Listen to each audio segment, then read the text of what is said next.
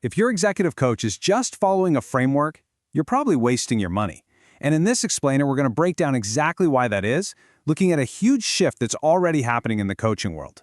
So let me just ask you this straight up. Is that expensive coaching certification, the one hanging on your wall or the one you always look for when you're hiring, is it basically worthless now? It's a tough question, I know, but it's one we have to ask. Because, well, welcome to 2026. And look, this isn't some far-off prediction. We're already here. The game is completely changed. The era of the standardized process-in-a-box paper coach is officially over. Done. So how in the world did we get here? Let's dig into why this model, which was the gold standard for so long, has completely fallen apart. For decades, really, the entire industry built its street cred on standardization. Models like the GROW model created a reliable floor for quality, a predictable, repeatable process. But here's the twist. That very floor, the thing that made everyone feel safe, has now become a trap. Its biggest strength, its predictability, is now its greatest weakness. And this slide right here just lays it all out, plain and simple. Think about it. An AI agent can run the GROW model with absolute consistency, every single time. It's way cheaper, and it can scale to infinity. So for the basics, tracking habits, keeping someone accountable, some simple cognitive reframing, the software is just better now. The machine has officially mastered the checklist. Yeah, this massive disruption hasn't killed the coaching market, not at all. What it's done is split it right down the middle. It's created this huge divide, a clean break between what tech is great at and what it just can't touch. This is the floor versus the ceiling. Okay, so first let's talk about the commodity floor. This is where process is king. And you know who owns process now? AI. If you need to learn a new skill like delegation or track your progress on a new habit, yeah, there's a platform for that.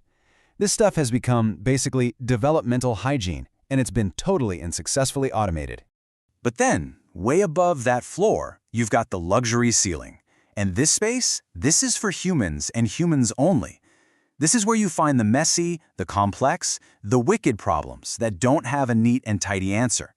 These are the problems that demand something way more valuable than a process. They demand real wisdom. So who hangs out at this luxury ceiling? Well, a whole new kind of coach has emerged. They're being called the co-scientist. The whole value of the co-scientist really comes down to three pillars. Three things that AI just can't copy. First, you've got systemic pattern recognition. This is that gut feeling, that ability to see the organizational scars and the unwritten rules of power that you only get from decades of actually living it. Second, and this is huge, is biological presence. And third, insight cultivation, the art of creating the space for a real aha moment. Yeah, this idea of biological presence, it's absolutely critical. When we're under extreme stress, our nervous systems are literally searching for another calm human to sync up with. The author of our source material puts it perfectly. A coach's regulated presence acts like a tuning fork. It's a biological need, right? And a chatbot, it just can't deliver that. Okay, let's make this real. Here's a case study. We've got a leader at a big global capability center in Pune. Super smart guy, technically a genius, but his team is bailing on him. We're talking a 35% attrition rate. Your standard paper coach would come in and start working on his executive presence. But the co-scientist, they didn't just look at the individual. They diagnosed the system. They figured out that this leader was absorbing all these crazy, unrealistic demands from headquarters because of, cultural politeness. So by coaching him on how to push back and renegotiate his team's role, look what happened. Attrition dropped like a rock from 35% all the way down to 12%. Now that is a business impact that goes way beyond public speaking skills. All right, here's another great one.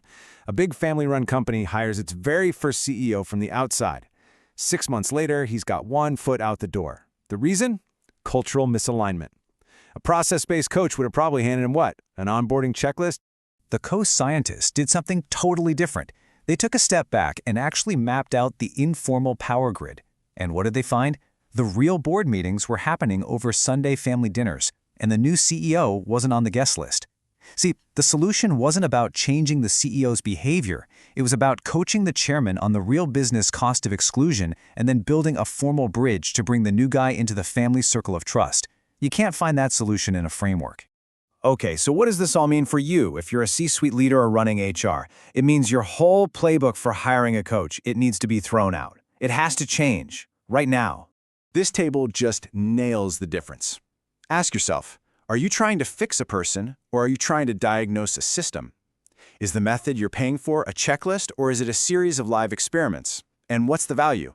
Is it just sticking to a process or is it getting a deep systemic insight that no one else can see?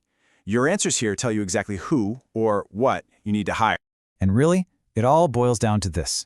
This is the new decision tree, and it's super simple. Is the problem you're facing process-based? Learning a skill, tracking a goal? Use software. It's faster, cheaper, better. But is the problem wisdom-based? Is it a complex, messy human challenge? Then you have to hire a human. You need a co-scientist. The big takeaway for everyone listening is this. Here in 2026, real, deep, lived experience, that's the new luxury. So you have to stop buying process. It's a commodity now. It's time to start buying wisdom. And we're going to leave you with one last question, a little something from the co-scientist toolkit they call a legacy audit. Just ask yourself this. If you were gone tomorrow, just vanished from your job, what's the one thing, the one unique insight or capability that would die with you? Whatever your answer is, that's where your real irreplaceable value is. That's your wisdom.